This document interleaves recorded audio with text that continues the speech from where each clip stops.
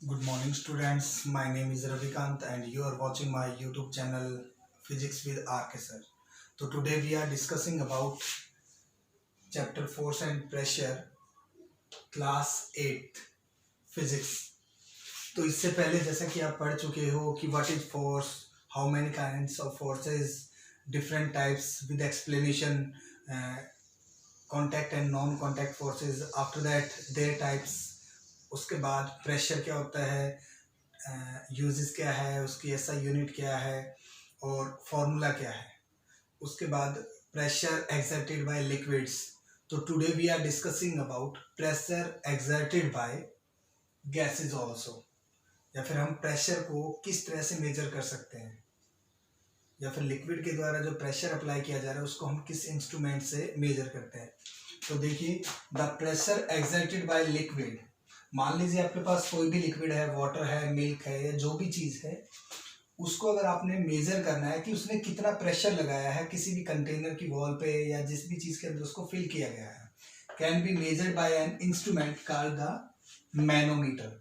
Manometer एक ऐसा instrument है जिसकी सहायता से आप जो लिक्विड आपने यूज किया उसने वॉल ऑफ कंटेनर पे कितना प्रेशर एक्सर्ट किया है।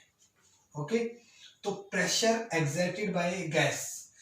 अब कोई भी चीज जो फ्लो कर सकती है वो क्या करेगी, प्रेशर एक्सर्ट करेगी। जैसे मान लीजिए हम कोई भी बैलून लेते हैं और उसके अंदर एयर को फिल करते हैं, तो वो भी उसको क्या करती है, सोलन करना स्टार्ट कर देती है, ब्लो करना स्टार्ट कर देती है। अगर जैसे इसको रिलीज करते हैं तो वो मूव करके राउंड फॉर्म में हवा में चला जाता है। इसका मतलब एयर ने क्या किया, प्रेशर अप्लाई किया। तो same as it is gases through exact pressure on the walls of the container. तो जो वॉल्स होंगी जिसके अंदर हमने एयर को फिल किया है उस पे भी वो क्या करेंगी, प्रेशर को एक्सर्ट करती है। डेली लाइफ के बहुत सारे एग्जांपल है, तो उनमें से एक हमने लिया है air in the bicycle tubes. अब एयर की अगर जो टायर है उसके अंदर जो ट्यूब होती है, अगर उसमें हम एयर को फिल करते हैं तो देखा होगा वो स्वोलन हो जाती है। तो इसका मतलब क्या होगा, उसने वॉल ऑफ ट्यूब के ऊपर क्या किया है, प्रेशर एक्सर्ट किया है, जिससे वो क्या हुई है, फैलती चली गई, एरिया इंक्रीज किया उसने अपना। Air in the bicycle tubes comes out when it has a puncture. और यदि उसमें हम पंचर कर देते हैं तो उसमें से एयर क्या होती है, प्रेशर के साथ बाहर निकलती है। या प्रेशर कुकर ले सकते हो, या और एग्जांपल ले सकते हो। तो इसका मतलब क्या हुआ कि जैसे लिक्विड प्रेशर एक्सर्ट करता है on the walls of the container, तो same as it is gases भी क्या करती हैं, प्रेशर एक्सर्ट करती हैं। अब जैसे हम मान के चले भाई हमारी जो अर्थ है इस पे लाइफ पॉसिबल है ड्यू टू एनवायरमेंट, एटमॉस्फेयर है यहाँ पे। अब एटमॉस्फेयर क्या है, जिसमें आपके लिविंग और नॉन लिविंग थिंग्स दोनों मिलके हैं। और एनवायरनमेंट क्या है, एक तो मैन मेड है जिसको हम नॉर्मली आर्टिफिशियल बोलते हैं, और एक आपका नेचुरल है जिसमें एयर, विंड्स वगैरह जो भी आते हैं, क्लाउड्स वगैरह, ये क्या है आपकी नेचुरली। और मैन मेड क्या है, जैसे गार्डन, तो वो जो हमने क्रिएट किया है। और इसमें लिविंग और नॉन लिविंग थिंग्स दोनों मिलके क्या बना देती है, हमारा एनवायरनमेंट ही तो बनाती हैं।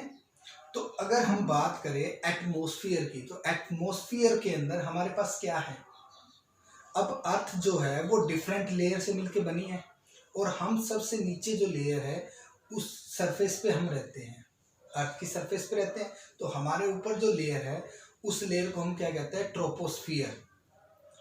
तो लेयर के कितनी है अर्थ की, 4, ट्रोपोस्फियर, स्ट्रेटो, मेजो और आइनो, या थर्मोस्फियर बोल सकते हो।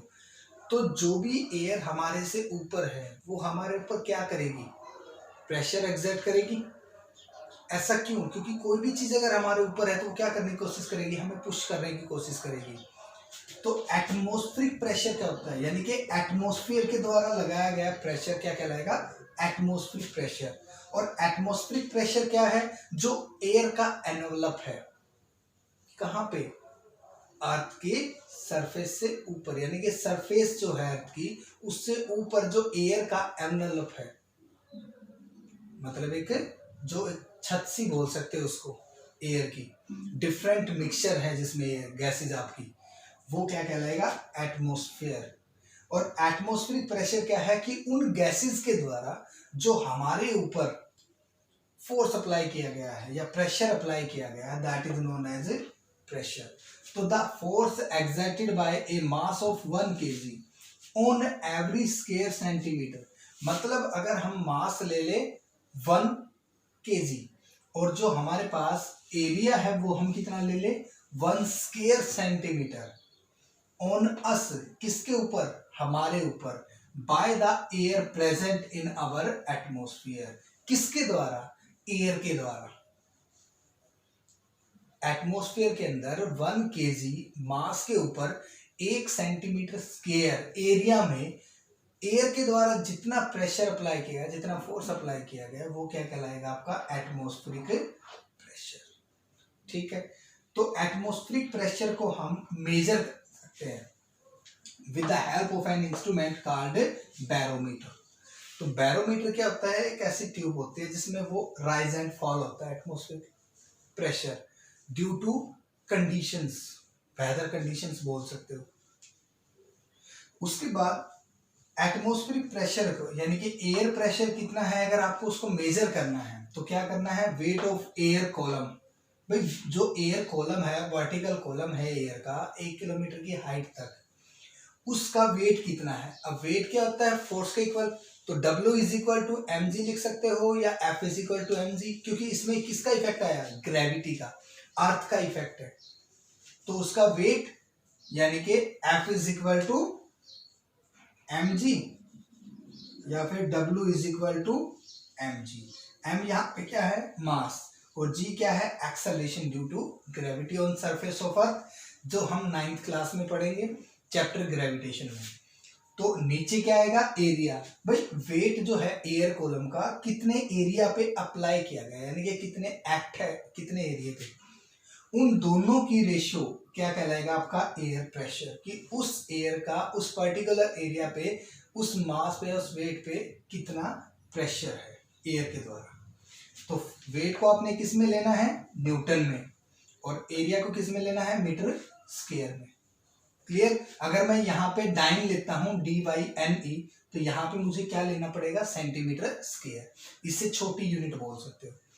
अब ये जो एटमॉस्फेरिक प्रेशर है, इसकी डेली लाइफ में क्या क्या यूजेस है।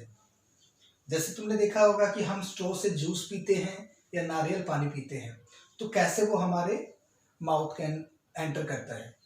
तो एटमॉस्फेरिक प्रेशर का सबसे पहला जो यूज है वो क्या है, फ्लशिंग टॉयलेट्स, टॉयलेट को फ्लश करते हैं, वो भी किसका एग्जांपल है, एटमॉस्फेरिक प्रेशर का। हम ब्रीथिंग करते हैं, सांस लेते हैं, ये भी किसका एग्जांपल है, एटमॉस्फेरिक प्रेशर का। Nose bleeding as we go to hilly areas, अगर हम हिली एरियाज पे जाते हैं तो वहां पे आपने देखा होगा नाक से ब्लड आना स्टार्ट हो जाता है, यानी कि आपकी नोज से ब्लड आता है, इसको नॉर्मली क्या बोलते हैं, ब्लीडिंग, नोज ब्लीडिंग।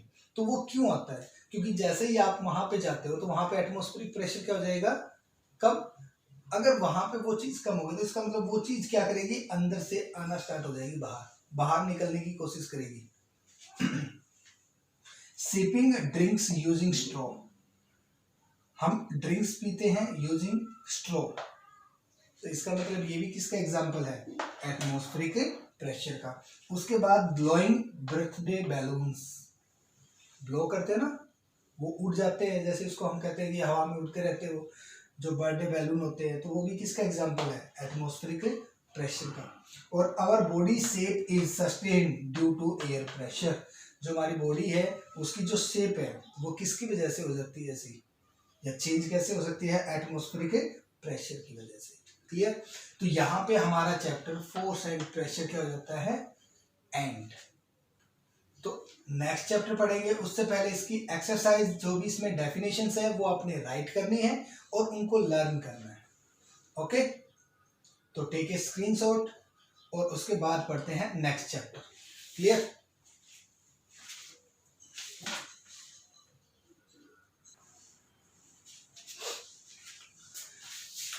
तो चलिए स्टूडेंट्स, हम पढ़ते हैं अपना नेक्स्ट चैप्टर, फ्रिक्शन।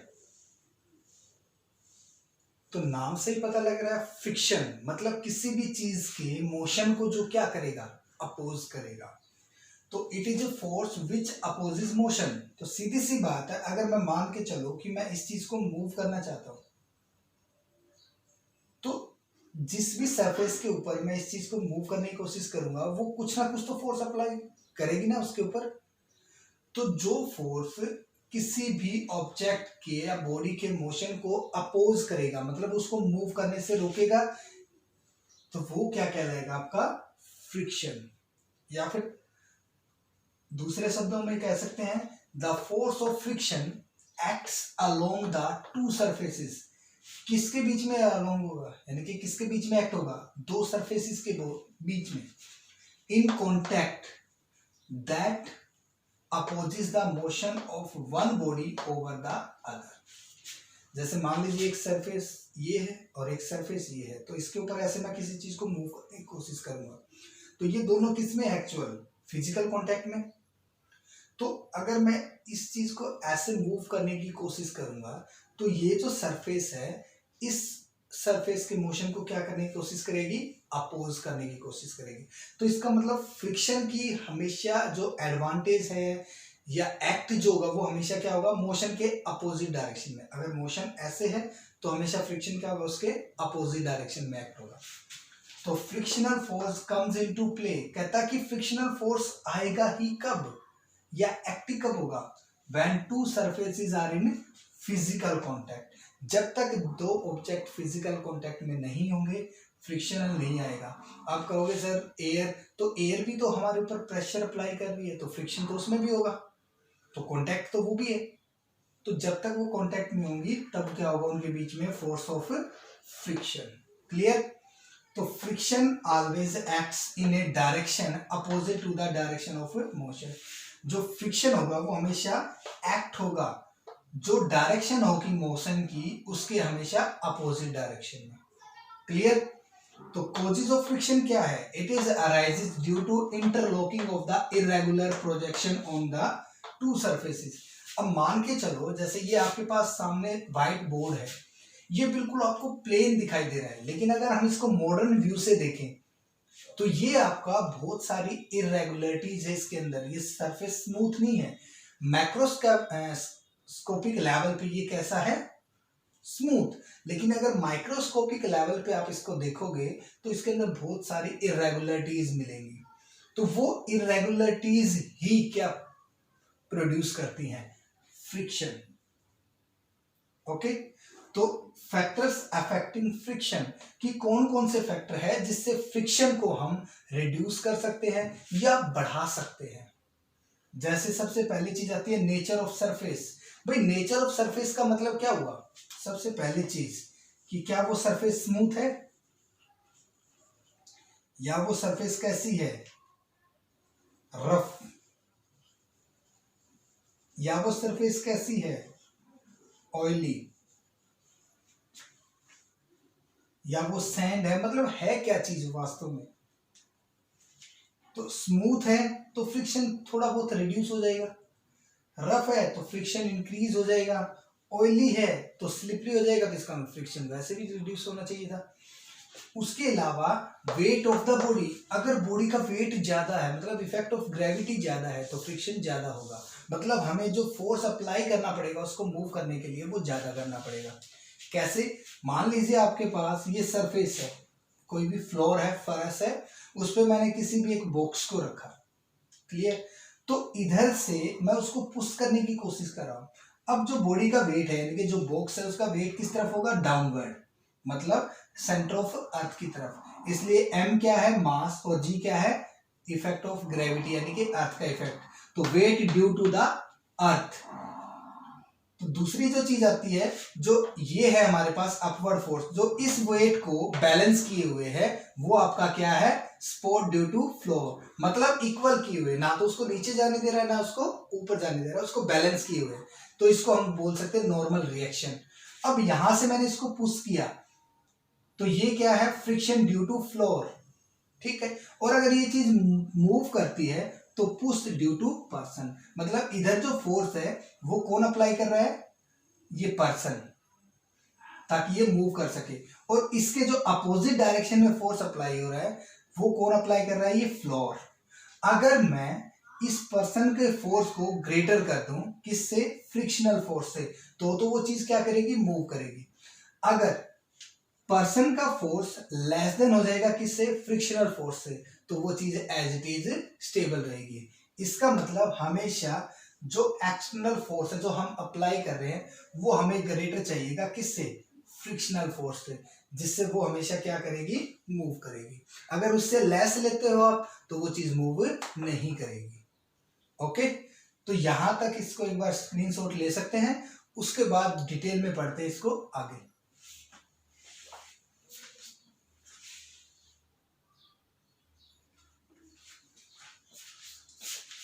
तो स्क्रीनशॉट ले चुके होगे शायद। तो इस चीज को डीपली आपने एक बार पढ़ना है, रीड करना है। ओके, इसको नोट करना है और लर्न करना है, कंसेप्ट को समझना है, क्रैमिंग नहीं करनी। ओके, तो अगले लेक्चर में पढ़ते हैं इससे नेक्स्ट क्वेश्चन में। तब तक के लिए stay home, stay safe and keep your studying continue. Okay.